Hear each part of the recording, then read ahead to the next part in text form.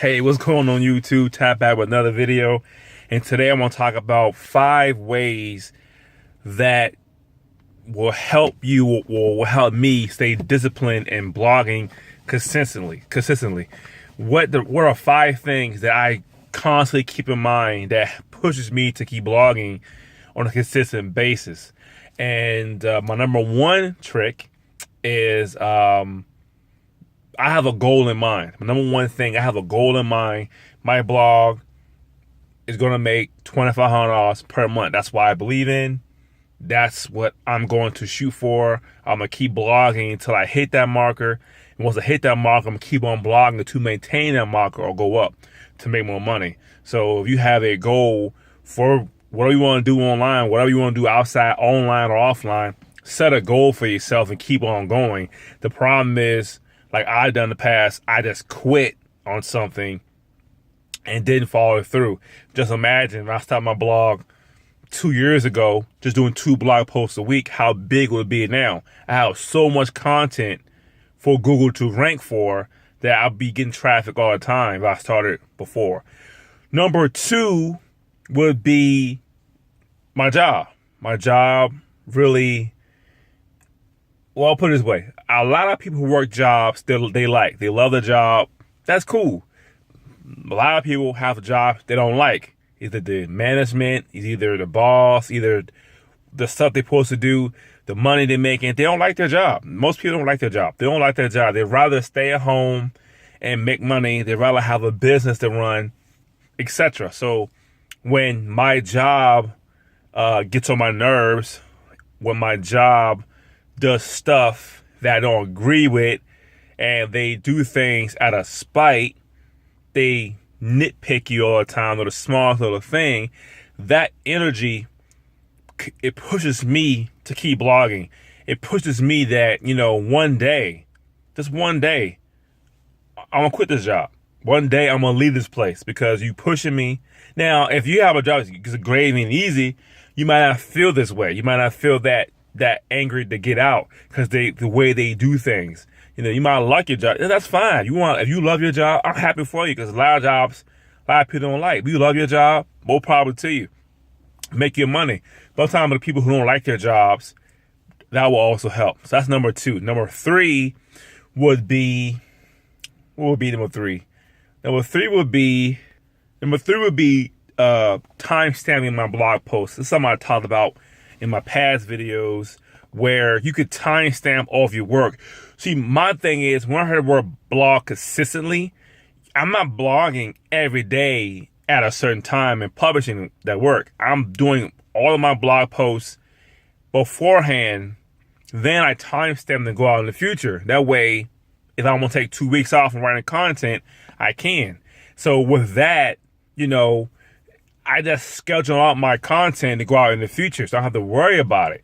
So another thing I did when I started the blog, when I say I'm going to take it more seriously, I just written 5 pieces of content at one time and timestamped and go out every other day. And I just kept writing content. The second day, I wrote already content. And when me, my wife, and my son go out of town, I written a blog post going to our family's home. I written a blog post while I was there. And I written a blog post going back home. So that's 3 articles I've written, and I timestamp all 3. And right now, I've written so much content. I have some writers write for me as well that, I'm good for 3 months. So, after I could take a month off from blogging, and my blog will still run automatically. So that's number 3. Timestamp your work. Don't sit down and do a blog post every day. Pick your frequency you want to blog. I suggest people do 2 times a week. So you write 4 blog posts in 2-3 days, write 4 articles, and you're good for 2 weeks. And then on Thursday or Friday or the weekend, write 2 more blog posts a weekend, so you have a 3rd week done. Then the 2nd week, you write 4 more articles. Now you're up 4 weeks, 3 or 4 weeks. You're up. So you're not worried about, I don't write about. You can take some time off, take your 3 or 4 days off, and take a break. So number 4 would be, number 4 is when you start blogging, you start time stamping your work, you got a flow going, you get in the mindset of you don't want to stop blogging. You don't want to run out of content to write about. I'll give you an example. I'm already good for 3 months. Once the 3 months are up, I have nothing going on in the future. I feel terrible. It's like I'm in a habit of doing it. If you're in the habit of doing something every day or 3 times a week, you're kind of like in limbo. You're kind of like, oh man, you feel weird that you don't have content going out. So just like if let's say you have a job, your normal job, and let's say you don't work for a month. It feels good, but you feel kind of awkward because you're so used to working. You're so used to getting up, getting dressed, driving to work, hitting the clock, or just walking in, working, going home. Now you're at home during the day. You don't know what to do because you're so used to working. You don't know what comes on TV. You don't know because it feels awkward because you're so used to working. As I say with running a blog post, once you start writing content for a good 3 months, you don't want to stop. You don't want to get to a point where, I have no blog posts going out today. Like my frequency is a Tuesday and Thursday. Here comes Thursday. I have no content going out. You feel weird. You feel awkward. You just feel out of place. And that is me. I feel out of place now. I feel I can't function right. I just can't do it. I gotta have some kind of content going out to my blog. I'm gonna have a YouTube video, 3-4 paragraphs. I gotta have something going out so I can feel good about I can feel better that it's out there. So the last one, number 5. Number 5 would be, of all the things I said, consistency, my end goal. I feel awkward out blogging, time stamping your work. The number 5 thing is, well, it could be your end goal. It could be your job pushing you. It just, what do you want? I mean, you can't quit, and you have to have a frequency of blogging. You just can't quit. Don't quit. And I can tell you this, I have other blogs as well that I haven't blogged on in a long time, over 6-7 months, and that traffic is going down a lot. And the blog that gets most of my traffic is the blog that I blog the most on. So you see the transition. If I don't blog, I get this result. When I do blog, I get this result. So you gotta pick result that you want. Do you want the blog that gets traffic or no traffic? That's the thing you gotta think about when you're thinking about how to blog. Cause what disciplines? If you follow these 5 things, taking your job to push you to blog so you get out that job, time stamping your work, you don't got to. Over time, you'll just feel in a routine to do it.